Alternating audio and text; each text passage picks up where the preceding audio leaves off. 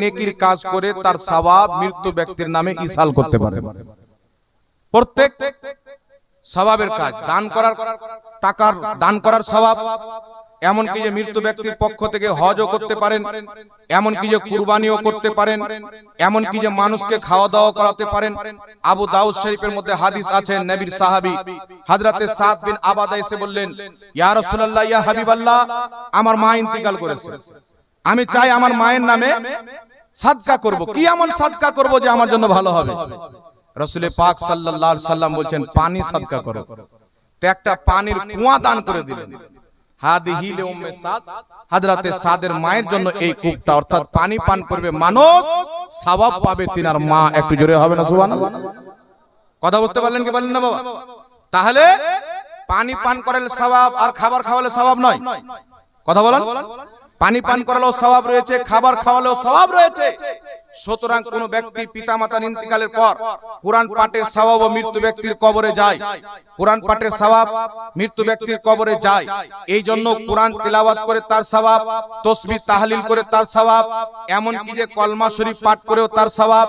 মৃত্যু ব্যক্তির নামে আপনি ইসাল করতে পারেন, এতে কোনো রকমের কোনো সমস্যা নাই।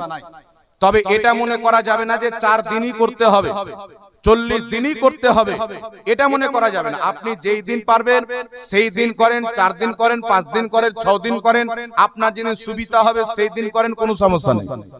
কথা বুঝতে পারছেন কি পারেন না? এই জন্য মৃত্যু ব্যক্তির পক্ষ থেকে ইসালে সওয়াব করা জায়েজ আছে। তারপরে লেখা আছে গায়েব কয় প্রকার কি কি? আল্লাহ রাসূল সাল্লাল্লাহু আলাইহি সাল্লাম কি রকম গায়েব জানতেন? আল্লাহ পাকের পক্ষ থেকে নবী মুস্তাফাকে গায়েবের যেগুলো খবর জানানো হয়েছিল, আল্লাহর জানাতে নবী ওইগুলো গায়েব জানতেন। এর ডিসকাশন আগে হয়ে গেছে। দ্বিতীয় নাম্বার হচ্ছে আল্লাহ রাসূল সাল্লাল্লাহু আলাইহি সাল্লাম কি নূরের তৈরি না মাটির তৈরি? সঠিক উত্তরটা হাদিস থেকে দিবেন। রাসূল পাক সাল্লাল্লাহু আলাইহি ওয়াসাল্লাম নূরও, রাসূল পাক সাল্লাল্লাহু আলাইহি সাল্লাম মানুষও। তিনি নূরও, তিনি মানুষও।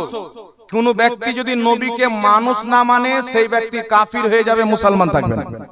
সুতরাং তিনি মানুষও, তিনি নূরও।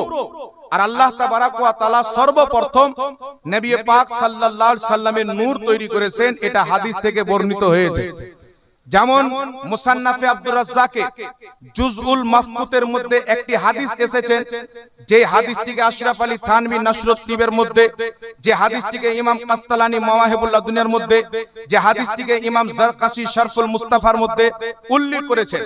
হযরতে জাবির রাদিয়াল্লাহু তাআলা আনহু জিজ্ঞাসা করলেন, ইয়া রাসূলুল্লাহ, ইয়া হাবিবাল্লাহ, আল্লাহ পাক সর্বপ্রথম কি তৈরি করেছেন? তো রাসূল পাক বলবেন, সর্বপ্রথম আল্লাহ পাক তোমার নবী নূরকে নিজের নূরের ফেইজে তৈরি করেছেন। সুবহানাল্লাহ। আশরাফ আলী থানভী নাশরুত তিবের মধ্যে কি লিখছেন? যে আল্লাহর নূরের নবীর তৈরি, আর মানে আল্লাহর নূরের অংশ নয়। কেউ যদি আল্লাহর নূরের অংশ মনে করে সে মুসলমান থাকবে না। আল্লাহ নিজের নূরের ফেইজে নবী মুস্তাফার নূর তৈরি করেছেন। আর এই আকীদা শেখ আব্দুল হক মুহাদ্দিস দেলবি রাহমাতুল্লাহ আলাইহি নিজের কিতাব মাদারিজুন নবুওয়াতের মধ্যে লিখেছেন, আউয়ালু মা খালাকাল্লাহু নূরি, ই হাদিস সহিহ আস। আল্লাহর নবী মুস্তাফার নূরকে আল্লাহ প্রথম তৈরি করেছেন। এই হাদিসকে শেখ আব্দুল হক মুহাদ্দিস দেলবি সহিহ বলেছেন। তারপরে মুজাদ্দিদ আলফে সানি মাকতুবাত শরীফের মধ্যে লিখেছেন, আল্লাহ পাক নবী মুস্তাফাকে নূরকে প্রথম তৈরি করেছেন। তবে মনে রাখবেন, আল্লাহর নবী সাল্লাল্লাহু আলাইহি সাল্লামের দেহও ছিল, উনি মানুষ ছিলেন, মানুষও ছিলেন, উনি নূরও ছিলেন, দুটোই মানুষ। যারা গীবত করে তার পরিণাম কি? একটু আগে বুখারী শরীফের হাদিস শুনলেন, যেই ব্যক্তি গীবত করে তার কবরে আযাব হয়। আর গীবতকারী আল্লাহ তাবারাক ওয়া তাআলার নিকটে নিকৃষ্ট পাপী ব্যক্তি। সুতরাং কেউ যদি গীবত করে থাকে তাকে আল্লাহ পাকের নিকটে তওবা করতে হবে।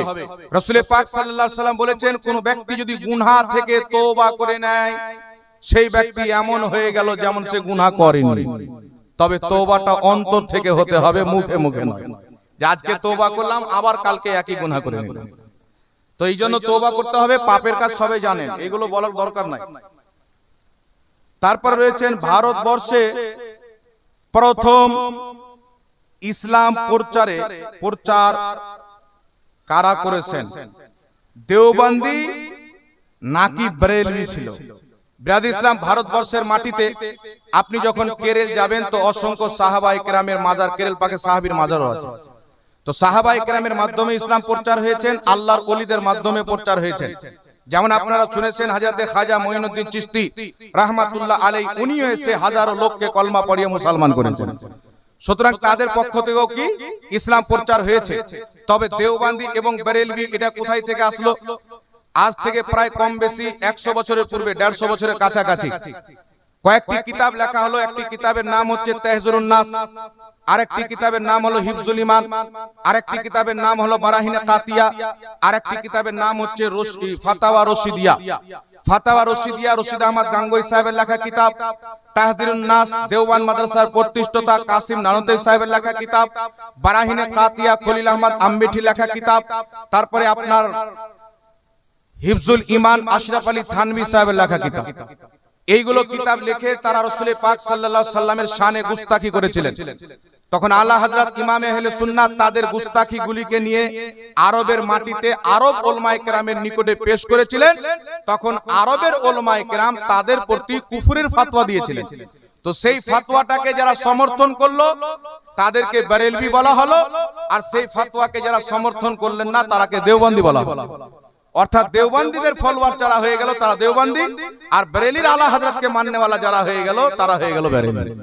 তবে বেরেলভি এটা কোনো নতুন ফিরকা নয়, বেরেলির ওটাই আকীদা যেটা পূর্ব থেকে 1450 বছর থেকে চলে আসছে, নতুন কোনো আকীদার নাম নয়।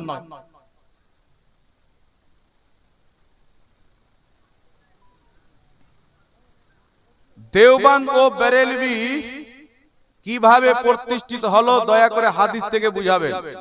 দেখেন বিরাদর ইসলাম, আমাদের নবীর পরে কি নতুন নবী জন্ম নিতে পারে? জোরে বলে। কেউ যদি বলে যদি আমাদের নবীর পরেও নতুন নবী জন্ম নিয়ে নেয় তবু আমাদের নবী শেষ নবী থাকবে, তাহলে কুফরি হবে কি হবে না? যদি আর মোদি কি নবীর পরে যদি নতুন নবী জন্ম নিয়ে নেয় তাহলে তো ও শেষ নবী হবে, আমাদের নবী আর কি করে শেষ নবী থাকলো? তো আমাদের নবীর পরে নতুন নবী জন্ম নেওয়া অসম্ভব। কেউ যদি বলে নবীর পরে নতুন নবী জন্ম নেওয়া সম্ভব, জন্ম নিয়ে নিল, শেষ নবীর ও শেষ নবী হওয়াতে খাতমিয়াতে ব্যাঘাত ঘটবে না, তাহলে সেই ব্যক্তি ইসলাম থেকে খারিজ হয়ে যাবে, মুসলমান থাকবে না। আর সেম কথা अगर बिलफर्ज बादे जमानाए नबी कोई नया नबी पैदा हो फिर भी खातिमियाते मुहम्मदी में कुछ फर्क ना आएगा। যদি মেনে নেওয়া হয় যে আমাদের নবীর পরেও নতুন নবী জন্ম নিয়ে নিতে পারে তবু আমাদের নবীর শেষ নবী হতে ব্যাঘাত ঘটবে না, এটাই হচ্ছে কুফরি আকীদা। ব্যাঘাত ঘটবে আর তিনি লিখছেন ফার্ক নেই আয়েগা, কোনো তফাৎ ঘটবে না। তো এইগুলো আকীদা লেখার কারণে আর রশিদ আহমদ গাঙ্গুই সাহেব কি লিখলেন যে কিজিব মিথ্যা আল্লাহ পাকের কুদরতের অন্তর্ভুক্ত, এটা হচ্ছে কুফরি আকীদা। কিজিব আল্লাহ পাকের তাহতে কুদরত আসে না, কেউ যদি বলে আল্লাহ মিথ্যা বলতে পারবে সেই ব্যক্তি কাফির হয়ে যাবে। এইজন্য এইগুলো কুফরি আকীদা রাখার কারণে দেওবন্দীদের প্রতি ফতোয়া দেওয়া হলো। এইগুলোকে যারা সমর্থন করলো তারা হয়ে গেল দেওবন্দি, আর যারা এইগুলো মতবাদকে সমর্থন করলো না তাদেরকে বলা হলো বেরেলভি। কথা বুঝতে পারলে? তো রাসূল পাকের গুস্তাখিকে সমর্থন না করার নাম যদি বেরেলভি হয় তাহলে বেরেলভি বলুক, আমাদের কোনো সমস্যা নাই, কিন্তু গুস্তাখে রাসূলকে সমর্থন করা যাবে না। কোন ধরনের টুপি পরা সুন্নাত দয়া করে বলবেন? ভাই ছোট হোক টুপি হোক, টুপি তো রাসূলুল্লাহর সুন্নাত। বড় টুপি ঠিক বলবেন আর ছোট টুপিকে গালি দিবেন, এগুলো মূর্খামি। যে টুপি আপনার ভালো লাগবেন পরেন, অসুবিধা নেই। বিবাহিত নারী ও পুরুষ যদি প্রক্রিয়া করে তাহলে এর পরিণাম কি হবে এবং এই প্রক্রিয়ার দায় কি বাবা মার হবে? দেখেন বিরাদর ইসলাম, কোন বেটা বা কোন মেয়ে বিবাহিত কোথাও গিয়ে যদি জিনা করে নেয়, গুনাহ করে নেয়, তাহলে বাপ মা কেন দায়ী হবে? বাপ যদি সমর্থন করে তাহলে দায়ী হবে, আর এই কাজ তো কোনো বাপ মা সমর্থন করতে পারে না। আর বিবাহিত নারী আর পুরুষ যদি জিনায় লিপ্ত হয় তো ইসলামিক ফতোয়া, ইসলামের দৃষ্টিকোণ থেকে তার বেঁচে থাকার কোনো অধিকার নাই। তবে ভারতবর্ষের মাটিতে ইসলাম শরীয়ত আমরা লাগু করতে পারবো না। এখানে প্রশাসন আছে, ভারতবর্ষে থাকার চলাফেরা করার একটি সংবিধান রয়েছে, সেটিকে মেনে চলতে হবে, ঠিক না বেঠিক? এই জন্য কেউ যদি এই কাজগুলি করে তাদেরকে কিছু আপনারা সামাজিক শাস্তি দিতে পারেন, যাকে দেখে মানুষ এটা ইবরাত হাসিল করে যে না এরকম করলে এরকম ইজ্জত সম্মান নষ্ট হবে। আর তাদেরকে তওবা করাতে হবে, নচেত ইসলামের নজরে তাদের বেঁচে থাকার কোনো অধিকার নাই, মেরে দিতে হবে। নামাজে একামতে ইমাম ও মুক্তাদি কখন দাঁড়াবে, দয়া করে সুন্নাত তরিকাটা হাদিস থেকে বলবেন। দেখেন বিরাদির ইসলাম, আমরা আহলে সুন্নাত ওয়াল জামাত হানাফি, শাফি, মালিকি, হাম্বলি চারটি মাযহাবের মধ্যে আমরা একটি মাযহাবকে ফলো করি, যার নাম হচ্ছে হানাফি। ইমামে আজম আবু হানিফা রাহমাতুল্লাহ আলাইহি কুরআন এবং হাদিস থেকে ইজতিহাদ করে মাসআলা বের করে যে ফিকহ আমাদেরকে দান করেছেন হানাফি নামে, সেই ফিকহকে আমরা ফলো করি। আর ইমামে আজম আবু হানিফার মাযহাব হলো ইমাম আর মুক্তাদি যদি মসজিদে উপস্থিত থাকে উভয় তখন দাঁড়াবে যখন হাইয়া আলাস সালাহ বলা হবে। হানাফি মাযহাবের কিতাবে হাইয়া আলাস সালাহ এসেছে, ফাতাওয়া আলমগীরি, ফাতাওয়া শামিতে হাইয়া আলাল ফালাহ এসেছে। ওখানে বলা হয়েছে যে সঙ্গে সঙ্গে দাঁড়িয়ে যাওয়াকে মাকরু বলা হয়েছে, আর হাইয়া আলাস সালাহ বা হাইয়া আলাল ফালাতে দাঁড়ানোকে মুস্তাহাব বলা হয়েছে। আর মুওয়াত্তা ইমামে মুহাম্মাদের মধ্যে ইমাম মুহাম্মদ বলেছেন আমার আর আবু হানিফার এটাই মাযহাব, মুকাব্বির যখন হাইয়া আলাল সালাহ বলবে তখন মুসাল্লিরা দাঁড়াবে। তো ইমামে আজম আবু হানিফার ফিকহকে আমরা ফলো করি, তাই যে হানাফি হলে আপনাকে কবে দাঁড়াতে হবে, হাইয়া আলাস সালাহ হাইয়া আলাল ফালাহ। এটা শারহে ওয়াকায়ার মধ্যেও লেখা আছে। মোবাইলে ফ্রি ফায়ার এবং তাস খেলা হারাম না হালাল? আরে বাবা, তাস খেলা, জুয়া খেলা আবার হালাল কি করে হতে পারে? জি, ক্যারাম বোর্ড বলেন, তাস বলেন, এইগুলো জিনিসকে বলা হয় চৌসার। এইগুলোতে হাত দেওয়া মানে খিনজিরের রক্তে হাত দেওয়া।